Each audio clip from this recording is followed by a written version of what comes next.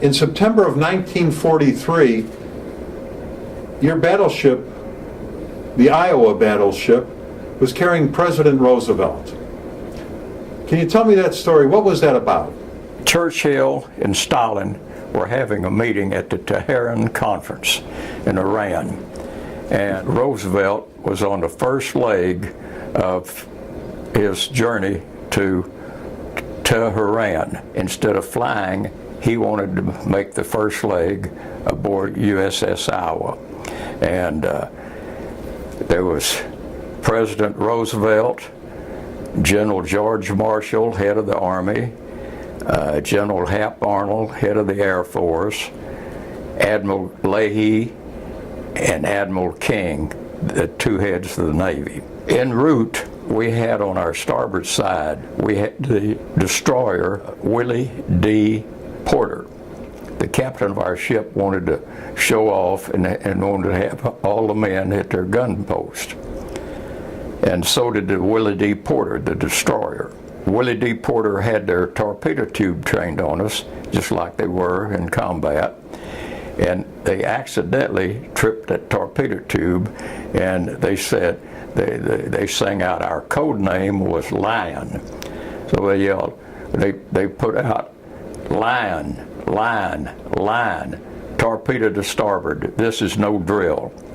I was a young ensign, I was 21 years old, and I was on the main deck, and the guns were up above me. The 20 millimeters, the 40 millimeters, the 5-inch guns all started firing at that torpedo wake. And I was down on the main deck, and I thought, I am too young to die right now, so it scared me.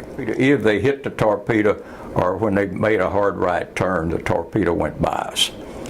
You have the President of the United States on the ship. At the time, was it considered that was actually an assassination attempt?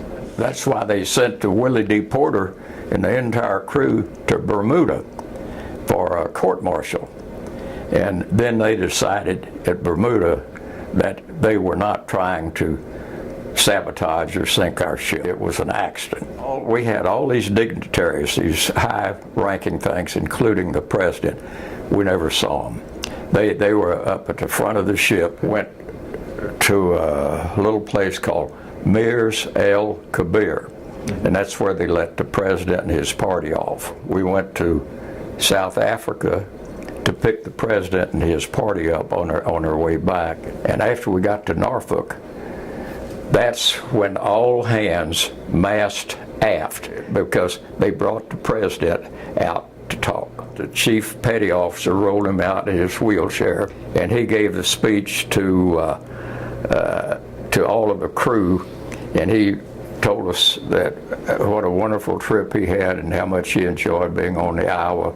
And he said, "I wish I could be with you fellas on the way out," because he said, "You're going to be in for a lot of surprises." And we were.